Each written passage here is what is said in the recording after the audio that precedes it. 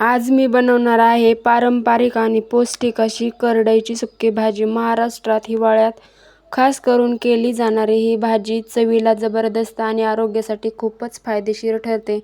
तर पाहू शकता आपली भाजी किती छान दिसत आहे आणि खायला देखील एकदम चविष्ट लागते आणि याची चव तर बघायला गेलं तर एकच नंबर अशी ही लागते। तर चला मग रेसिपीला सुरू करूया।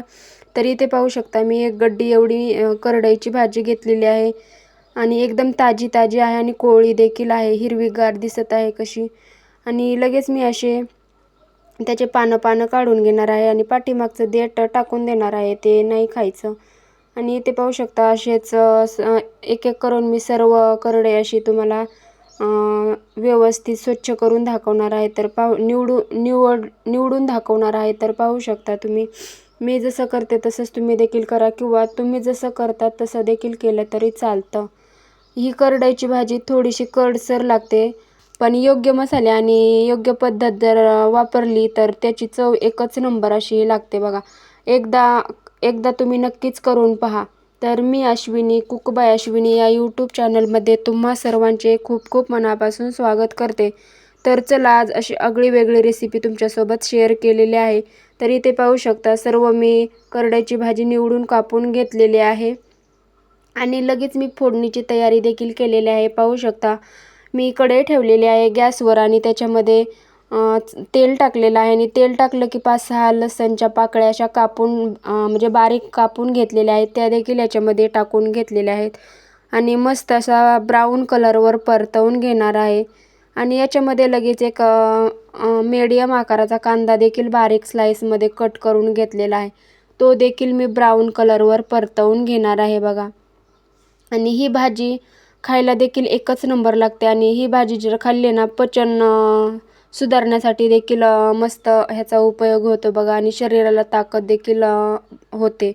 आणि इथे पाहू शकता लगेच ब्राऊन कलर आपला कांदा परतलेला आहे आणि लगेच याच्यामध्ये मी हळद, जिरे आणि मोहरी एवढे म्हणजे मसाले टाकून घेतलेले आहेत आणि आपला कांदा देखील मस्त असा ब्राऊन कलरवर परतलेला आहे।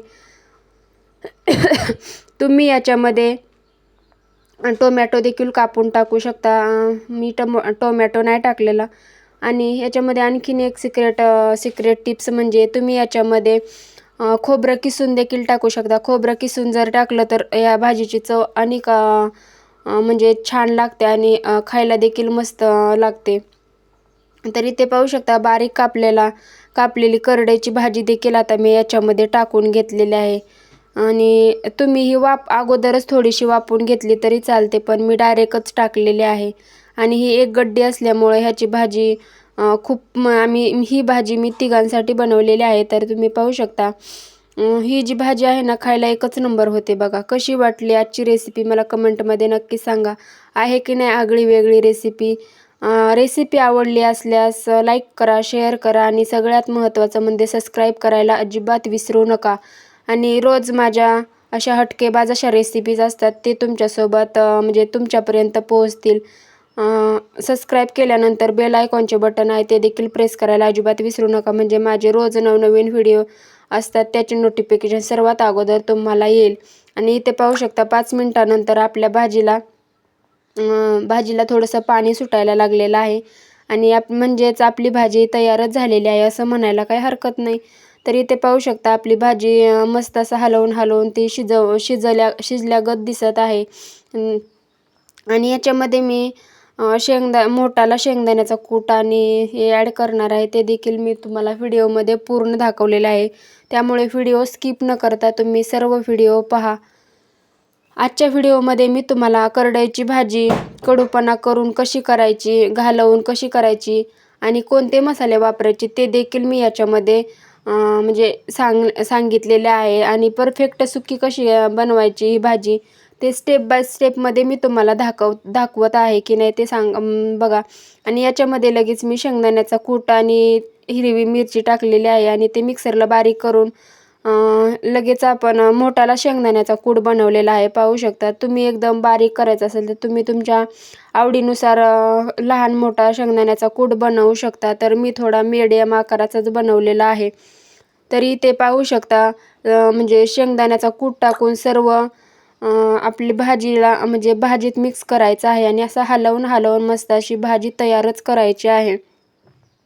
ही भाजी एकच नंबर लागते. म्हणजे 5 मिनिटात तयार होणारी रेसिपी आहे. तुम्ही टिफिनसाठी किंवा घरी नवीन आपल्या म्हाताऱ्या आजी वगैरे असतील तर त्यांना ही भाजी खायला दिले तर आजी तर बोलतील एकच नंबर झालेली आहे भाजी. तर इथे पाहू शकता मस्त हलवून झालेले आहे. आणि आता सर्वात शेवटी मी थोडं मीठ टाकणार आहे. ते व्हिडिओमध्ये दाखवलेले आहे. तुम्ही मीठ तुमच्या आवडीनुसार कमी जास्त करू शकता. म्हणून व्हिडिओ शेवटपर्यंत नक्कीच बघा. आणि जर अशीच पारंपरिक सोपी आणि चविष्ट रेसिपी आवडत असतील तर आपल्या कुक बाय अश्विनी या यूट्यूब चॅनलला नक्कीच सबस्क्राईब करायला अजिबात विसरू नका. तर चला मग आजची झणझणीत अशी पौष्टिक करडईची सुक्की भाजी कशी वाटली मला कमेंटमध्ये नक्की सांगा. तर अशाच म्हणजे तुम्हाला जर कशाची रेसिपी हवी असेल तर ते मला कमेंटमध्ये सांगा.